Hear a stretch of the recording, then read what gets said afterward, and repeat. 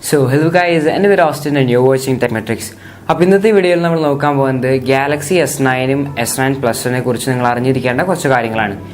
പിന്നെ എൻ്റെ മുമ്പത്തെ വീഡിയോ എന്ന് പറയുന്നത് എങ്ങനെ അനോണിമസ് ആയിട്ട് ഒരു ഇമെയിൽ സെൻഡ് ചെയ്യാമെന്നാണ്. നിങ്ങളുടെ സ്വന്തം ഇമെയിൽ ഐ ഡി യൂസ് ചെയ്യാതെ തന്നെ ഒരാൾക്ക് എങ്ങനെ ഇമെയിൽ അയക്കാമെന്നാണ്. അപ്പോൾ നിങ്ങൾ ആ വീഡിയോ കണ്ടിട്ടില്ലെങ്കിൽ തീർച്ചയായും ആ വീഡിയോ കാണുക. വീഡിയോ ലിങ്ക് ഞാൻ ഡിസ്ക്രിപ്ഷനിൽ കൊടുക്കാം, അല്ലെങ്കിൽ ഇവിടെ ഒരു കാർഡ് പോപ്പ് ചെയ്യും, ആ കാർഡ് നിങ്ങൾക്ക് ക്ലിക്ക് ചെയ്യാം. അപ്പോൾ ഇന്നത്തെ വീഡിയോനെ പറ്റി പറയുകയാണെങ്കിൽ നമുക്ക് ഗാലക്സി S9ഉം S9 പ്ലസ് ആയ സാംസങ്ങിൻ്റെ ഏറ്റവും പുതിയ ഫ്ലാഗ്ഷിപ്പ് ഫോൺസ് ഇപ്പോൾ റീസെൻ്റ്ലി ലോഞ്ച് ചെയ്തു. അതിനെപ്പറ്റി നിങ്ങൾ അറിഞ്ഞിരിക്കേണ്ട കുറച്ച് കാര്യങ്ങളാണ് ഇന്നത്തെ വീഡിയോയിൽ നമ്മൾ ചർച്ച ചെയ്യാൻ പോകുന്നത്. കാരണം നമ്മൾ S8 വെച്ച് കമ്പയർ ചെയ്ത് നോക്കുമ്പോൾ S9 ഡിസൈനിൽ വലിയൊരു മാറ്റം വരുന്നില്ല. കാരണം നമ്മൾ കാത്തിരിക്കുന്ന പോലെ ഒരു വലിയൊരു വ്യത്യാസമുള്ളൊരു ഫോണല്ല. കാരണം ഡിസൈനിൽ നമുക്ക് വലിയൊരു വ്യത്യാസം നമുക്ക് കാണാൻ കഴിയില്ല S8ഉം S9ഉം കമ്പയർ ചെയ്യുമ്പോൾ. പിന്നെ നമുക്ക് S9ഉം S9 പ്ലസും എന്ന് പറഞ്ഞ രണ്ട് മോഡൽസ് ഇറങ്ങിയിട്ടുണ്ട്. അതിൽ നമുക്ക് ക്യാമറകളിലാണ് S9ഉം S9 പ്ലസും ശരിക്കും എക്സൽ ചെയ്യുന്നത്.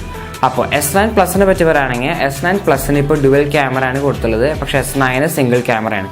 പിന്നെ S9 പ്ലസിനും S9ഉം കോമൺ ആയിട്ട് വരുന്ന ഒരു കാര്യമാണ് വാരിയബിൾ അപ്പർച്ചർ. അതെന്ന് പറഞ്ഞാൽ നമുക്കിപ്പോൾ സാംസങ്, എനിക്ക് തോന്നുന്നു സാംസങ് തന്നെയാണെന്ന് തോന്നുന്നു ഈ വാരിയബിൾ അപ്പർച്ചർ എന്നൊരു കോൺസെപ്റ്റ് മൊബൈൽ ഫോൺസിൽ ആദ്യമായിട്ട് ഇൻട്രൊഡ്യൂസ് ചെയ്തത്.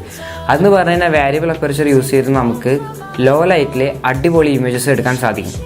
നമ്മുടെ നമ്മൾ ലോ ലൈറ്റിൽ ഇമേജ് എടുക്കുമ്പോൾ നോയ്സും ഗ്രെയിൻസൊക്കെ ഒന്ന് കാണാൻ പറ്റും. പക്ഷേ ഈ ഡുവൽ അപ്പർച്ചർ വെച്ച് നമുക്ക് അത്യാവശ്യം അടിപൊളി ക്ലാരിറ്റിയുള്ള ഇമേജസ് നമുക്ക് ലോ ലൈറ്റിലും എടുക്കാൻ പറ്റുന്നതാണ് എൻ്റെ പ്രത്യേകത. പിന്നെ നമുക്ക് പറയുകയാണെങ്കിൽ ഡിസൈനിനെ പറ്റി പറയുകയാണെങ്കിൽ ഒരു വളരെ ചെറിയ ചേഞ്ചാണ്. നമുക്ക് S8നും S8 പിന്നെ Note 8നൊക്കെ വെച്ച് കമ്പയർ ചെയ്യുമ്പോൾ ഫിംഗർ പ്രിൻറ്റ് സ്കാനർ S9ൻ്റെ ബാക്കിലേക്കാണ്. ഇപ്പോൾ എൻ്റെ കയ്യിൽ Redmi Note 3 ഉണ്ട്. ഇതേ പൊസിഷനിലേക്കാണ് ഇപ്പോൾ നമുക്ക് ഫിംഗർ പ്രിൻറ്റ് സ്കാനർ S9നും S9 പ്ലസിനും വന്നിട്ടുള്ളത്. അതെന്ന് പറഞ്ഞാൽ വളരെ ഒരു കൺവീനിയൻ്റ് ആയിട്ടുള്ളൊരു പൊസിഷനാണ്. നമ്മൾ സാധാ അൺലോക്ക് ചെയ്യാനായിട്ട് നമുക്ക് യൂസ് ചെയ്യാം. നമ്മൾ ഓൾറെഡി നമ്മുടെ ഒരു ഫോൺ ഇങ്ങനെ ഹോൾഡ് ചെയ്യുമ്പോൾ നമ്മുടെ ഇൻഡെക്സ് ഫിംഗർ നമുക്ക് അവിടെ റെസ്റ്റ് ചെയ്യാം. അപ്പോൾ അൺലോക്ക് ചെയ്യാനായിട്ട് അത്യാവശ്യം നല്ലൊരു പൊസിഷൻ തന്നെയാണ് ഇപ്പോൾ ബാക്കിൽ ഫിംഗർ പ്രിൻറ്റ് വെച്ചുള്ളത്. അത് എനിക്ക് ഇഷ്ടപ്പെട്ടൊരു പോയിൻ്റാണ്. പിന്നെ അൺലോക്ക് ചെയ്യാൻ നമുക്ക് ഫിംഗർ പ്രിൻറ്റ് സ്കാനർ ഉണ്ട്, സാംസങ്ങിൻ്റെ തന്നെ ഐറിസ് സ്കാനർ ഉണ്ട്. അതുപോലെ തന്നെ ഇപ്പോൾ നമ്മുടെ സാംസങ് S9ഉം S9 പ്ലസിൽ നമുക്ക് ഫേസ് ഐഡിയും കൊണ്ടുവന്നിട്ടുണ്ട്. അതൊരു കാര്യം. പിന്നെ നമുക്ക് കൂടുതൽ സ്പീഡും എക്സ്ട്രാ റാമും നമുക്ക് S9ലും S9 പ്ലസിൽ വരുന്നുണ്ട്. S9 എന്ന് പറയുമ്പോൾ നമുക്ക് 4GB റാമാണ് കിട്ടുന്നത്, പക്ഷെ നമുക്ക് S9 പ്ലസിലാണ് നമുക്ക് 6GB റാമും അവൈലബിൾ ആണ്. ഈ രണ്ട് ഫോണും റൺ ചെയ്യുന്നത് Exynos 9810 എന്ന് പറഞ്ഞ പ്രൊസസ്സറിലാണ്, ഒരു ചിപ്പാണത്. പിന്നെ നമുക്ക് മെയിൻ പ്രൊസസ്സർ എന്ന് പറയുന്നത് Snapdragon 845 ആണ്. അപ്പോൾ പെർഫോമൻസിൻ്റെ കാര്യത്തിൽ ഒരിക്കലും S9 പ്ലസിലോ S9നെ കുറിച്ച് നമ്മൾ പേടിക്കേണ്ട ആവശ്യമില്ല. കാരണം അത്യാവശ്യം നല്ല 6GB റാമും അല്ലെങ്കിൽ 4GB റാമും പിന്നെ ഈ പ്രൊസസ്സറും കൂടി ആക്കാൻ അത്യാവശ്യം നല്ല ഫാസ്റ്റ് ആയിട്ടുള്ളൊരു ഫോൺ തന്നെയാണ് നമുക്ക് കിട്ടുന്നത്. പിന്നെ പറയുകയാണെങ്കിൽ സാംസങ്, നമ്മളിപ്പോൾ ആപ്പിൾ X അല്ലെങ്കിൽ ആപ്പിൾ 10 ഇറങ്ങിയപ്പോൾ നമുക്കതിൽ ആനിമോജി എന്ന് പറഞ്ഞ ഒരു ഫീച്ചർ ഉണ്ടായിരുന്നു. അതുപോലെ തന്നെ ഇപ്പോൾ സാംസങ് അവരുടെ വെർഷനായ AR ഇമോജി എന്ന് പറഞ്ഞൊരു പേരിലാണ് ഇപ്പോൾ ഈ സംഭവം ഇറക്കിയിട്ടുള്ളത്.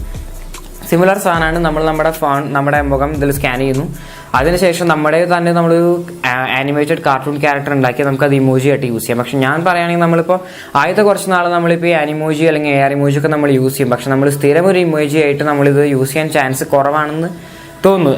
സംഭവം എനിക്ക് എൻ്റെ ഫോൺ കയ്യിൽ കിട്ടിയിട്ടില്ല. പക്ഷെ ഞാൻ സ്പെക്ഷീറ്റിന് ബാക്കി കാര്യങ്ങളുടെ ഒരു ബേസിലാണ് ഞാനിപ്പോൾ സംസാരിക്കുന്നത്. പിന്നെ ലൈവ് വീഡിയോ നിങ്ങളെല്ലാവരും കണ്ടു കാണും, അതിൽ നമുക്ക് അത്യാവശ്യം ഇൻഫർമേഷൻ നമുക്ക് ആ വീഡിയോ കിട്ടിയിട്ടുണ്ട്.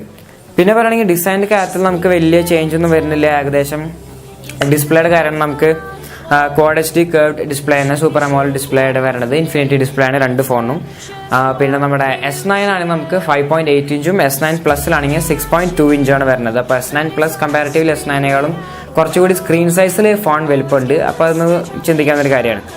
പിന്നെ ബാറ്ററിയുടെ കാര്യത്തിൽ നമ്മൾ ഡിസപ്പോയിൻ്റ് ആവാൻ ഒരു ചാൻസ് ഉള്ള കാര്യം, നമുക്ക് S9 3000 mAh ബാറ്ററിയും S9 പ്ലസിന് നമുക്ക് 3500 mAh ബാറ്ററിയാണ്. പക്ഷെ നമുക്ക് നമ്മുടെ ചിപ്പും കാര്യങ്ങളൊക്കെ വെച്ച് അത്യാവശ്യം എന്തായാലും 1 ഡേ മിനിമം ഫോൺ റൺ ചെയ്യുന്നുള്ള കാര്യം ഗ്യാരണ്ടിയാണ്, നമുക്ക് യൂസ് ചെയ്ത് നോക്കാം. പിന്നെ രണ്ട് ഫോണും S9ഉം S9 പ്ലസും നമുക്ക് റൺ ചെയ്യുന്നത് Andoird Oreoയിൽ തന്നെയാണ്. ലേറ്റസ്റ്റ് സോഫ്റ്റ്വെയർ അപ്ഡേറ്റ് നമുക്കിതിൽ ലഭിക്കുന്നുണ്ട്. പിന്നെ നമുക്ക് 4 പുതിയ കളറുകളും കിട്ടിയിട്ടുണ്ട്. ഒരു ബ്ലൂ ഉണ്ട്, മിഡ് നൈറ്റ് ബ്ലാക്ക് ഉണ്ട്, പിന്നെ ഒരു ലൈലാക്ക് പർപ്പിൾ ഉണ്ട്. അപ്പോൾ S9 പ്ലസിനെയും പറ്റി ഞാനിപ്പം ഒരുവിധം ഫീച്ചേഴ്സ് എല്ലാം മരിച്ചു പറക്കി നിങ്ങൾക്ക് പറഞ്ഞു തന്നിട്ടുണ്ട്. അപ്പോൾ നിങ്ങൾ പ്രീ ഓർഡർ ചെയ്യുകയാണെങ്കിൽ തീർച്ചയായും ഈ വീഡിയോ കൺസിഡർ ചെയ്യുക. കാരണം S8നും Note 8നും വെച്ച് കമ്പയർ ചെയ്യുമ്പോൾ S8നെ വെച്ച് നോക്കുമ്പോൾ ഡിസൈനിൽ വലിയൊരു വ്യത്യാസം S9ലും S9 പ്ലസിലും നമുക്ക് കാണാൻ സാധിക്കില്ല. അപ്പോൾ പക്ഷേ ക്യാമറയ്ക്ക് നിങ്ങൾ ഇമ്പോർട്ടൻസ് കൊടുക്കുകയാണെങ്കിൽ തീർച്ചയായും ഫോൺ നിങ്ങൾ നിരാശപ്പെടുത്തില്ല. കാരണം ഡുവൽ അപ്പർച്ചർ എന്ന് പറഞ്ഞ ഒരു സിസ്റ്റം നമുക്ക് ആദ്യമായിട്ടാണ് സാംസങ് ആദ്യമായിട്ട് മൊബൈൽ ഫോണിൽ ഇൻട്രൊഡ്യൂസ് ചെയ്യുന്നു. അപ്പോൾ അതിൻ്റെ ഒരു പവർ നിങ്ങൾക്ക് എന്തായാലും ക്യാമറയിൽ ഫീൽ ചെയ്യാൻ പറ്റും. അപ്പോൾ പ്രീ ഓർഡർ ചെയ്യുന്ന മുമ്പ് നിങ്ങൾ ഈ കാര്യങ്ങളൊക്കെ ഒന്ന് കൺസിഡർ ചെയ്യുക. തീർച്ചയായും നിങ്ങളുടെ ഇഷ്ടമാണ്. ഞാനിപ്പോൾ എൻ്റെ ഒരു ചെറിയൊരു അഭിപ്രായം മാത്രമാണ് ഈ വീഡിയോയിലൂടെ നിങ്ങൾക്ക് പങ്കുവയ്ക്കുന്നത്. പിന്നെ ഒന്നാമത്തെ കാര്യം എന്ന് പറഞ്ഞാൽ ഫോൺ എനിക്ക് കയ്യിൽ കിട്ടിയിട്ടില്ല. ഞാനിപ്പോൾ ഇത് ഫോണിൻ്റെ സ്പെക് ഷീറ്റും ബാക്കി കാര്യങ്ങളും എല്ലാം അതിൻ്റെ ഒരു ബേസിലാണ് നമ്മൾ പറയുന്നത്. പിന്നെ സാംസങ്ങിൻ്റെ ലൈവ് വീഡിയോ നമ്മൾ കണ്ടു കഴിഞ്ഞു.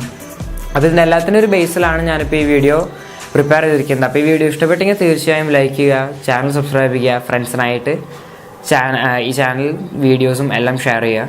അപ്പോൾ അടുത്തൊരു വീഡിയോയിൽ നമുക്ക് വീണ്ടും കാണാം. അതുവരെ ഗുഡ് ബൈ.